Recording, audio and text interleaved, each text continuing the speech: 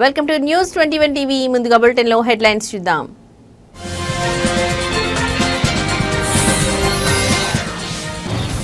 Telangana group 1 వివాదంలో కీలక మలుపు. సింగిల్ బెంచ్ తీర్పును డివిజన్ బెంచ్ లో అప్పీల్ చేసిన టీజీపీఎస్సీ.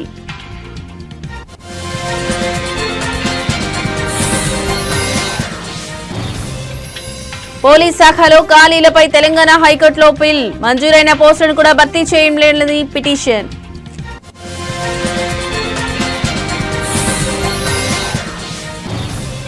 తెలంగాణ రాజ్యాధికార పార్టీని ప్రకటించిన తీన్మార్ మల్లన్న. ఎరుపు ఆకుపచ్చ రంగులతో జెండా ఆవిష్కరణ.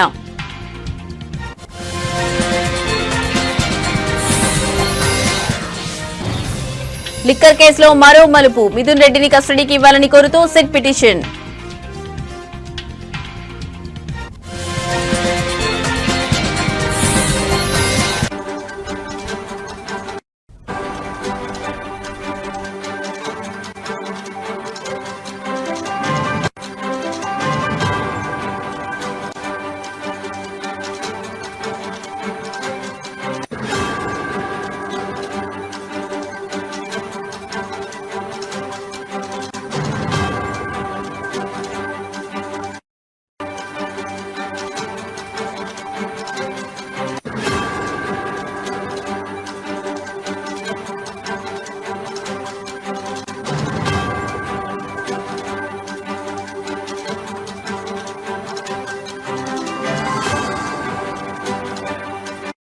రైట్, ఇక బ్రేకింగ్ న్యూస్ చూస్తున్నాం. తెలంగాణ గ్రూప్ 1 వివాదంలో కీలక మలుపు చోటు చేసుకుంది. కొన్ని రోజుల క్రితం తెలంగాణ హైకోర్టు గ్రూప్ 1 పిటిషన్లను కొట్టివేసి సంచలన తీర్పునిచ్చిన విషయం తెలిసిందే. మెయిన్స్ పరీక్ష పేపర్లను రీవాల్యుయేషన్ చేయాలని టీజీపీఎస్సీని ఆదేశించింది. రీవాల్యుయేషన్ ఆధారంగా ఫలితాలు వెల్లడించాలని ఆదేశించింది. సాధ్యం కాకపోతే ఈ పరీక్షలు మళ్లీ నిర్వహించాలని పేర్కొంటూ మెయిన్స్ మెరిట్ లిస్ట్ ను హైకోర్టు రద్దు చేసింది. దీంతో తెలంగాణ పబ్లిక్ సర్వీస్ కమిషన్ ఈ నిర్ణయాన్ని సవాల్ చేస్తూ హైకోర్టు డివిజన్ బెంచ్ లో అప్పీల్ చేసింది. సింగిల్ బెంచ్ ఇచ్చిన ఈ తీర్పు పరీక్షా ప్రక్రియను మరింత ఆలస్యం చేస్తుందని, అభ్యర్థులకు అన్యాయం జరుగుతుందని టీజీపీఎస్సీ వాదిస్తోంది. దీంతో ఈ నిర్ణయాన్ని సవాల్ చేస్తూ డివిజన్ బెంచ్ లో అప్పీల్ దాఖలు చేసింది.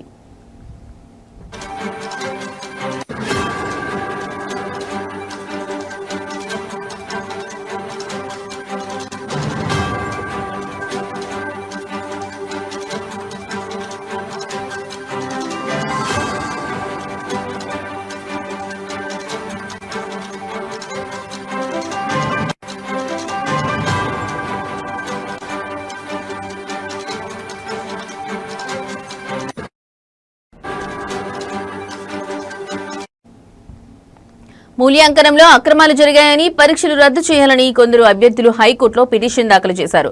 2023 అక్టోబర్ 21 నుంచి 27 వరకు జరిగిన గ్రూప్ 1 మెయిన్స్ పరీక్షలకు 21,000 మంది విద్యార్థులు హాజరయ్యారు. ఆ పరీక్షల ఫలితాలను టీజీపీఎస్సీ ఈ ఏడాది మార్చి 10న విడుదల చేసింది. ఈ ఫలితాల్లో అభ్యర్థులకు వచ్చిన మార్కులపై అనేక అనుమానాలు తలెత్తాయి. పరీక్షల్లో జెల్ పెన్నులు వాడడం, కోటి మహిళా కాలేజీలో పరీక్ష రాసిన అభ్యర్థులు ఎక్కువ మంది సెలెక్ట్ కావడం, తెలుగు మీడియం అభ్యర్థులు తక్కువగా ఎంపిక కావడం, కేవలం 2 సెంటర్ల నుంచే టాపర్లు ఉండడం తదితర అంశాలపై పలువురు అభ్యర్థులు కోర్టును ఆశ్రయించారు.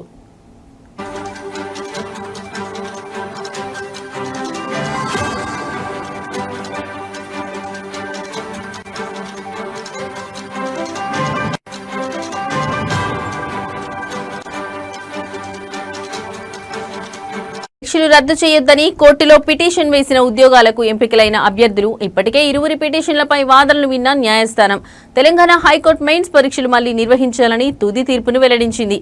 కాగా 563 గ్రూప్ 1 పోస్టుల భర్తీకి నియామక పరీక్ష నిర్వహించింది.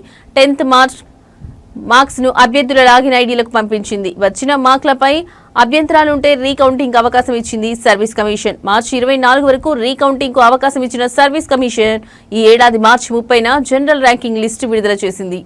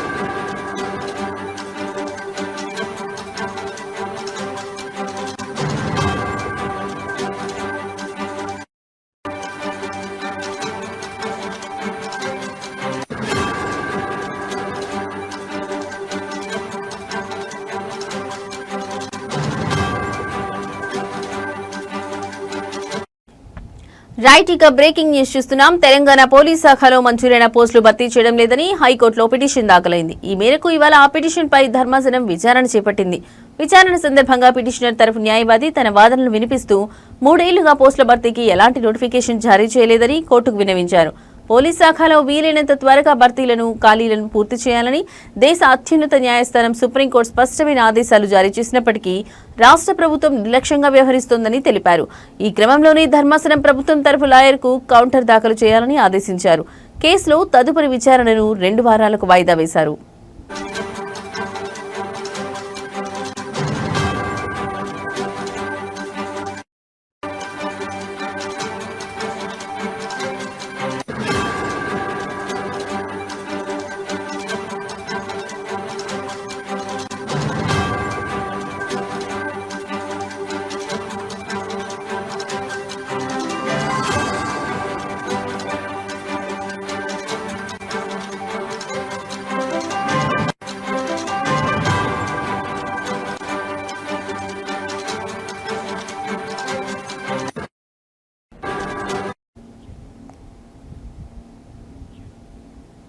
రైట్ ఇక బ్రేకింగ్ న్యూస్ చూస్తున్నాం. తెలంగాణ పోలీస్ శాఖలో మంజూరైన పోస్టులు భర్తీ చేయడం లేదని హైకోర్టులో పిటిషన్ దాఖలైంది. ఈ మేరకు ఇవాళ ఆ పిటిషన్ పై ధర్మాసనం విచారణ చేపట్టింది. విచారణ సందర్భంగా పిటిషనర్ తరఫు న్యాయవాది తన వాదనలు వినిపిస్తూ 3 ఏళ్లుగా పోస్టుల భర్తీకి ఎలాంటి నోటిఫికేషన్ జారీ చేయలేదని కోర్టుకు విన్నవించారు. పోలీస్ శాఖలో వీలైనంత త్వరగా ఖాళీలను భర్తీ చేయాలని దేశ అత్యున్నత న్యాయస్థానం సుప్రీంకోర్టు స్పష్టమైన ఆదేశాలు జారీ చేసినప్పటికీ రాష్ట్ర ప్రభుత్వం నిర్లక్ష్యంగా వ్యవహరిస్తోందని తెలిపారు. ఈ క్రమంలోనే ధర్మాసనం ప్రభుత్వం తరఫు లాయర్కు కౌంటర్ దాఖలు చేయాలని ఆదేశించారు. కేసులో తదుపరి విచారణను 2 వారాలకు వాయిదా వేశారు.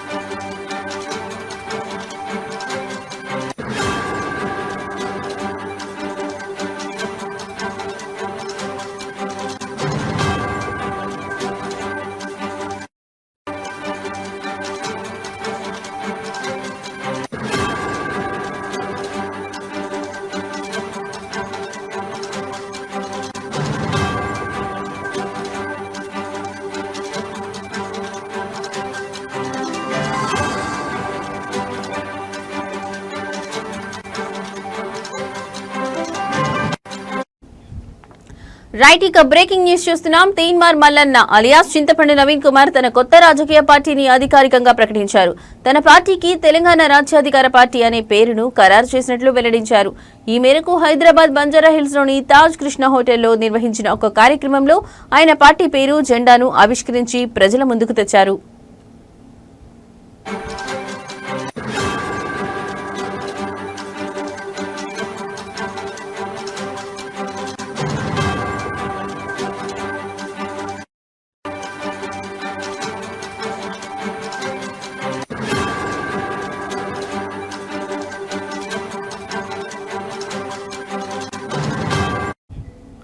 ఈ సందర్భంగా పార్టీ జెండాను కూడా పరిచయం చేశారు. పార్టీ జెండాను 2 రంగులతో రూపొందించారు. జెండా పై భాగంలో ఎరుపు రంగు, కింది భాగంలో ఆకుపచ్చ రంగు ఉన్నాయి.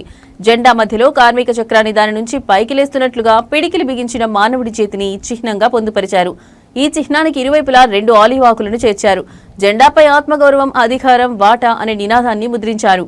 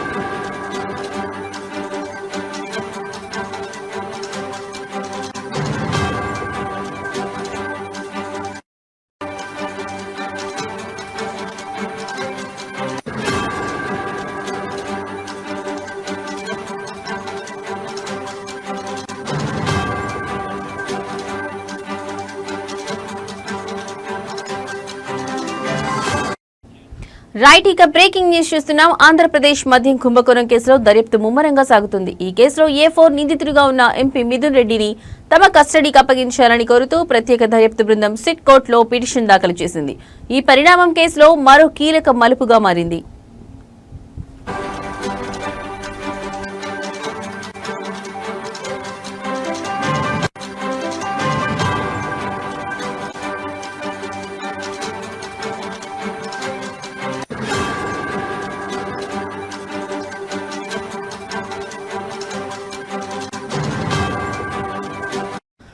మద్యం స్కామ్ కు సంబంధించిన కీలక సమాచారం రాబట్టేందుకు మిథున్ రెడ్డిని 5 రోజుల పాటు తమ విచారణకు అనుమతించారని సిట్ అధికారులు తమ పిటిషన్లో పేర్కొన్నారు. ప్రస్తుతం ఆయన రాజమండ్రి సెంట్రల్ జైల్లో జ్యుడిషియల్ రిమాండ్లో ఉన్న విషయం తెలిసిందే.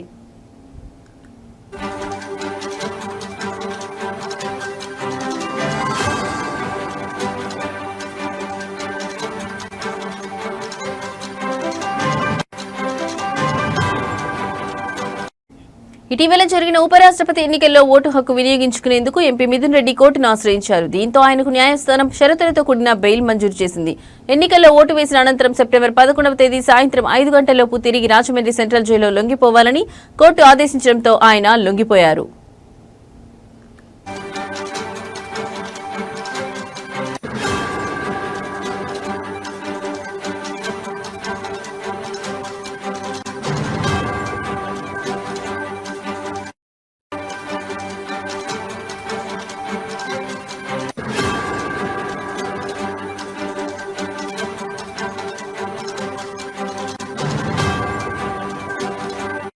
మరోవైపు ఇదే కేసులో నిందితులుగా ఉన్న ఐఏఎస్ విశ్రాంత అధికారి ధనంజయ రెడ్డి, మాజీ సీఎం జగన్ కు ఓఎస్డీగా వ్యవహరించిన కృష్ణమోహన్ రెడ్డి, గోవిందప్ప బాలాజీలకు కోర్టు గతంలోనే షరతులతో కూడిన బెయిల్ మంజూరు చేసింది. అయితే ఈ కేసులో ప్రధాన నిందితుడిగా ఆరోపణలు ఎదుర్కొంటున్న కసిరెడ్డి రాజశేఖర్ రెడ్డికి మాత్రం బెయిల్ లభించలేదు. కాగా ఈ కుంభకోణంలో భాగంగా ఇప్పటికే భారీ మొత్తంలో నగదు, ఆస్తులను అధికారులు జప్తు చేశారు. సిట్ పిటిషన్పై కోర్టు ఎలా స్పందిస్తుందనేది ఇప్పుడు ఆసక్తికరంగా మారింది.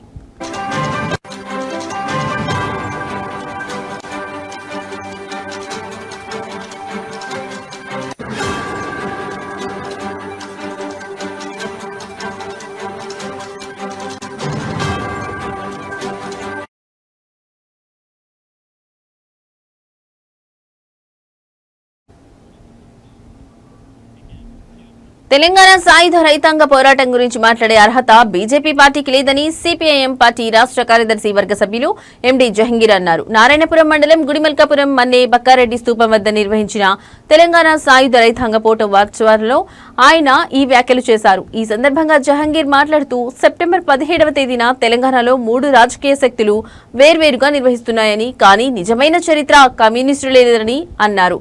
నైజాం నవాబు లొంగిపోవడానికి, తెలంగాణ భారత్లో విలీనం కావడానికి ప్రధాన కారణం కమ్యూనిస్టుల సాయుధ పోరాటమేనని ఆయన స్పష్టం చేశారు. కాంగ్రెస్ పార్టీ తమ వల్లే విలీనమైందని గొప్పలు చెప్పుకుంటోందని, కానీ నైజాంకు వ్యతిరేకంగా కాంగ్రెస్ ఎప్పుడు పోరాడలేదని విమర్శించారు. నైజాంకు వ్యతిరేకంగా ఆర్ఎస్ఎస్ ఒక్క ఫోటో కానీ, ఒక్క పోరాటం కానీ, ఒక్క ప్రకటన కానీ చేసిన దాఖలాలు లేవని విమర్శించారు. కమ్యూనిస్టు పార్టీ వారసులం తామేనని, తమకు మాత్రమే ఈ పోరాటాన్ని జరుపుకునే అర్హత ఉందని ఆయన నొక్కి చెప్పారు. ఈ కార్యక్రమంలో పార్టీ నాయకులు, కార్యకర్తలు పెద్ద ఎత్తున పాల్గొని కార్యక్రమాన్ని విజయవంతం చేశారు. ఇదే కాదు, దేశవ్యాప్తంగా భూ సంస్కరణల్ని తీసుకురావాలని చెప్పని కమ్యూనిస్టులు ఏదైతే పోరాటం చేశారో ఆ పోరాటాన్ని ప్రభుత్వం అంగీకరించక తప్పలేదు. అయినా కాంగ్రెస్ ప్రభుత్వం ఒప్పందం చేసుకున్నటువంటి పరిస్థితుల్లో దేశవ్యాప్తంగా భూ సంస్కరణలు కేవలం నామాత్రంగానే అమలు చేసింది. అది కమ్యూనిస్ట్ పార్టీ అధికారంలో ఉన్నటువంటి బెంగాల్, కేరళ, త్రిపురల్లో లక్షలాది ఎకరాల భూములు పంచడం జరిగింది. దాని తర్వాత జమ్మూ కాశ్మీర్లో ఫరూక్ అబ్దుల్లా ముఖ్యమంత్రిగా ఉన్నప్పుడు అక్కడ భూములు పంచడం జరిగింది తప్ప ఎక్కడ కూడా దేశవ్యాప్తంగా భూ సంస్కరణ చేసినటువంటి పరిస్థితి లేదు. కాంగ్రెస్ మాట తప్పింది కమ్యూనిస్టులతో ఏదైతే ఒప్పందం చేసుకున్నారు. ఇక రెండో విషయం ఏంటంటే, ప్రవీణ్ పగడాల మరణంపై ఏపీ హైకోర్టు చీఫ్ జస్టిస్ తో మాట్లాడారని ప్రజాశాంతి పార్టీ అధ్యక్షుడు కేఏ పాల్ అన్నారు. ప్రవీణ్ పగడాల మరణం ప్రమాదమని ప్రభుత్వ అడ్వకేట్ చేసిన వాదనను తాను ఖండించానని ఆయన తెలిపారు. విజయవాడలోని హోటల్ ఐలాపురంలో నిర్వహించిన విలేకరుల సమావేశంలో కేఏ పాల్ మాట్లాడారు. మద్యం తాగి యాక్సిడెంట్ అయితే చనిపోయాడని ముఖ్యమంత్రి చంద్రబాబు నాయుడు మాట్లాడడం అవివేకం అని కేఏ పాల్ విమర్శించారు. ఒక ముఖ్యమంత్రిగా తండ్రి స్థానంలో ఉన్న చంద్రబాబు యాక్సిడెంట్ ను స్వయంగా చూసినట్లు మాట్లాడడం సరికాదన్నారు. ప్రవీణ్ పగడాల యాక్సిడెంట్ లో చనిపోవడం మీరు కళ్లతో చూశారా? చంద్రబాబు సమాధానం చెప్పాలి అని డిమాండ్ చేశారు. ప్రవీణ్ పగడాల కేసులో సీబీఐ విచారణ కోరానని, ఈ కేసులో ఇంకా ఎన్నో నిజాలు బయటపడాల్సి ఉందని పాల్ అన్నారు. సీసీటీవీ ఫుటేజ్లను మాయం చేశారని ఆరోపించారు. సూపర్ 6 పథకాల గురించి మాట్లాడితే నాలుక అని వదిలేస్తున్నారు. ఆ తర్వాత మాట్లాడే దమ్ము చంద్రబాబుకి లేదా అని ప్రశ్నించారు. అవకాశం ఉంటే ప్రవీణ్ పగడాల కుటుంబ సభ్యులకు ఓదార్పు ఇవ్వాలి, కానీ పిచ్చివాగుడు వాగకూడదని హితవు పలికారు.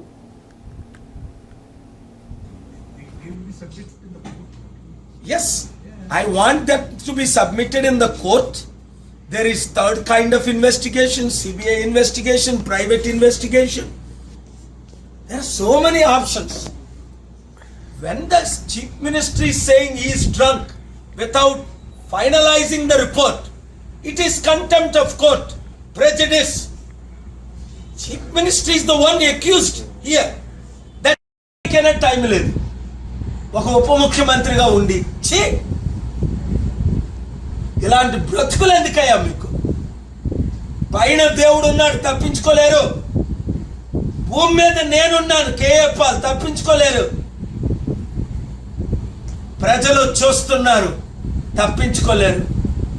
Each one reach 10, each one reach 100, each one reach 1000. అందుకనే 2 తెలుగు రాష్ట్రాల్లో దేశంలో న్యాయం జరగాలంటే జూబిలీ హిల్స్ లో ఇప్పుడున్న 3 పార్టీల్ని చిత్తుగా ఓడించి ప్రజాశాంతి పార్టీని గెలిపించండి. శనివారం ఉదయం 10 గంటలకు బూత్ కమిటీలుగా ఉంటానన్నవారు జూబిలీ హిల్స్ బై ఎలక్షన్ లో. ప్రధాని నరేంద్ర మోడీ జన్మదినోత్సవం, విశ్వకర్మ జయంతి ఒకే రోజు రావడంతో భారతీయ జనతా ఓబీసీ మోర్చా ఆధ్వర్యంలో అమరావతిలో విశ్వకర్మ యజ్ఞ మహోత్సవాన్ని ఘనంగా నిర్వహించారు. ఈ సందర్భంగా ఏపీ బీజేపీ అధ్యక్షుడు మాధవ్ మాట్లాడుతూ అమరావతిలో విశ్వకర్మ విగ్రహాన్ని ఏర్పాటు చేస్తామని హామీ ఇచ్చారు. ప్రధాని మోడీ శంకుస్థాపన చేసిన ఉద్దండరాయునిపాలెంలో ప్రత్యేక యాగం నిర్వహించారు. ఈ సందర్భంగా మాధవ్ మాట్లాడుతూ అమరావతిలో భవ్యమైన రాజధాని నిర్మాణం జరుగుతుందని అన్నారు. ప్రధాని మోదీ వివిధ ప్రాంతాల నుంచి మట్టి నీరు తీసుకువచ్చి శంకుస్థాపన చేశారని, ఇది మన సాంప్రదాయమని, భగవంతుని ఆశీస్సులతో రాజధాని నిర్మాణం పూర్తవుతుందని ఆయన పేర్కొన్నారు. విగ్రహానికి దండేయటానికి కారణం ఇవాళ హైదరాబాద్ విమోచన దినోత్సవం. మన దేశానికి స్వతంత్రం 1947 ఆగస్టు 15 రావటం జరిగింది. కానీ నిజమైన స్వతంత్రం సెప్టెంబర్ 17, 1948లో రావటం జరిగింది. దేశంలో మధ్య భాగమైన హైదరాబాద్ ఆ రోజు కర్కశ నిజాములు అలాగే అత్యంత క్రూరమైన రజాకర్లు ఆ ప్రాంతాన్ని స్వయం ప్రతిపత్తి కలిగిన దేశంగా ప్రకటించాలని ఒక కుట్ర చేయటం, ఆ ప్రాంతంలో రజాకర్ల యొక్క అల్లర్ల కారణంగా మన తెలంగాణ బిడ్డలు ఏ విధంగా అల్లలాడిపోయారో, ముఖ్యంగా మరాఠ్వాడా రీజియన్ అలాగే కర్ణాటక అలాగే హైదరాబాద్ ప్రాంతాన్ని అంతా కూడా ఒక ప్రత్యేక దేశంగా చేయాలి అని చెప్పి ఆలోచన కూడా ఆ రోజు చేయటం జరిగింది. దాని వ్యతిరేకంగా సర్దార్ పటేల్ అనే ఒక వ్యక్తి నిలబట్టడం జరిగింది. నిజంగా సర్దార్ పటేల్ గానే లేకపోతే సెప్టెంబర్ 17 సాధ్యమయ్యేది కాదు. నెహ్రూ గారు ఈ దేశంలో లేని సమయంలో ఆయన కల్నల్ చౌదరి గారికి ఆయన పిలిపించి ఆపరేషన్ పోలో నేపథ్యంలో మన హైదరాబాద్ ఇవి ఇప్పటి వరకున్న బులెటిన్ అప్డేట్స్. మరో బులెటిన్తో మళ్ళీ కలుద్దాం. నమస్తే.